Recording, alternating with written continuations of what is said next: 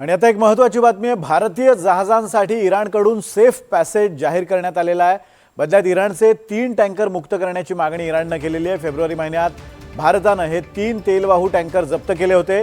इराणी टँकर्सचा अवैध हालचालींमध्ये समावेश होता। भारताची 3 जहाजे होर्मुझ खाडीतून सुरक्षितपणे भारतीय हद्दीत पोहोचली आहेत।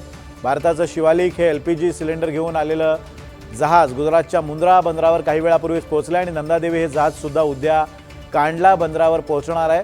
केंद्र सरकारने इराणसोबत चर्चा केल्यानंतर भारतीय जहाजांना आता सेफ पॅसेज देण्यात आला। मात्र अजूनही भारताची 22 जहाजे होर्मुझच्या सामुद्रधुनीतून ही खाडी पार करू शकलेली नाही आहेत। दरम्यान आता इराणने भारतासमोर एक प्रस्ताव ठेवला आहे। इराणने भारतीय नौदलाने जप्त केलेले 3 टँकर सोडण्याची मागणी केली आहे।